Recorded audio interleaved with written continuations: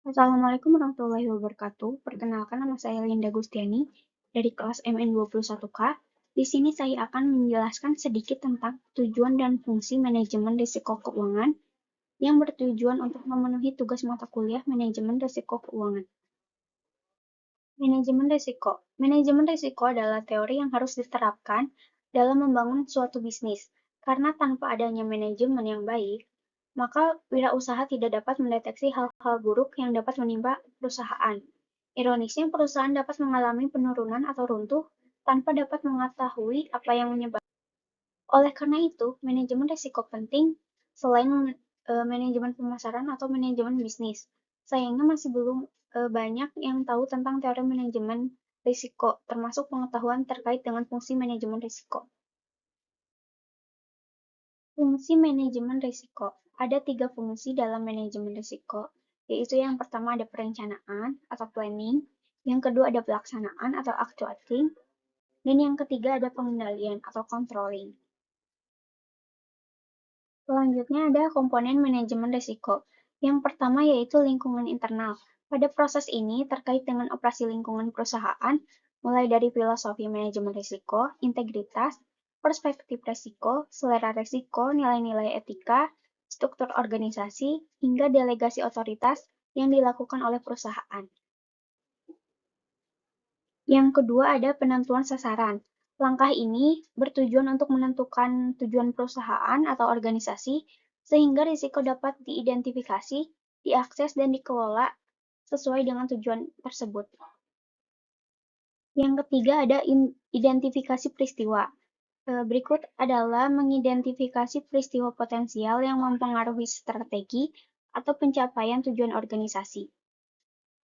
Insiden yang tidak pasti ini dapat memiliki dampak positif atau peluang, tetapi juga bisa menjadi sebaliknya.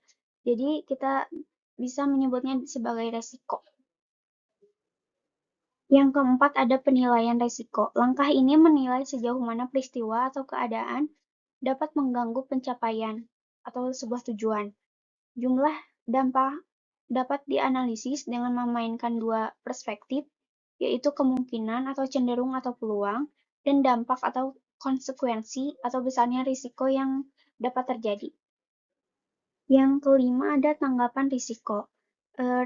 Di dalam tahap ini dapat berupa penghindaran, mengurangi risiko, pengurangan risiko, penerimaan risiko, dan tergantung risiko yang dihadapi sehingga bisa diminimalisir. Yang keenam ada aktivitas pengendalian. Proses ini berperan dalam persiapan kebijakan dan prosedur untuk memastikan respon risiko dilakukan secara efektif. Yang ketujuh ada informasi dan komunikasi. Fokus dari langkah ini adalah untuk memberikan informasi yang relevan kepada pihak terkait melalui media komunikasi yang sesuai dengan keadaan yang dibutuhkan. Faktor-faktor yang perlu dipertimbangkan dalam administrasi informasi dan komunikasi adalah kualitas informasi, arah komunikasi, dan alat komunikasi. Dan yang terakhir ada pemantauan atau monitoring. Langkah terakhir adalah pemantauan. Pemantauan dapat dilakukan secara terus-menerus atau secara berlangsung dan terpisah, evaluasi terpisah. Dalam proses pemantauan, perlu untuk mengamati hambatan seperti defisiensi pelaporan atau bisa disebut dengan pelaporan yang tidak lengkap atau bahkan berlebihan atau tidak relevan. Selanjutnya ada tujuan manajemen risiko. Yang pertama yaitu melindungi perusahaan. Yang kedua ada membantu pembuatan kerangka kerja. Yang ketiga mendorong manajemen agar proaktif. Yang keempat yaitu sebagai peringatan untuk berhati-hati. Yang kelima, meningkatkan kinerja perusahaan. Dan yang keenam, sosialisasi manajemen risiko. Jenis-jenis manajemen risiko. Yang pertama ada manajemen risiko operasional. Manajemen ini terkait dengan risiko yang timbul dari kegagalan fungsi, proses internal, misalnya karena kesalahan manusia atau kegagalan sistem. Faktor eksternalnya yaitu seperti bencana. Dalam manajemen risiko operasional, ada 4 faktor yang menyebabkan risiko, antara lain manusia, proses, sistem, dan peristiwa eksternal. Dengan memahami manajemen risiko ini, perusahaan dapat mengambil langkah pencegahan atau bahkan sanksi sehingga kapasitas dan layanan produksi dipertahankan agar hal-hal yang tidak diinginkan tidak terjadi. Yang kedua ada manajemen hazard. Manajemen ini terkait dengan bahaya dari kondisi potensial yang menghasilkan kebangkrutan dan kerusakan. Ketika kita membahas bahaya, tentu saja kita juga membahas risikonya. Risiko perilaku adalah risiko yang dapat menyebabkan kerugian bisnis. Dalam hal ini ada 3 jenis bahaya, yaitu bahaya hukum, bahaya fisik, dan bahaya moral. Yang ketiga ada manajemen risiko finansial.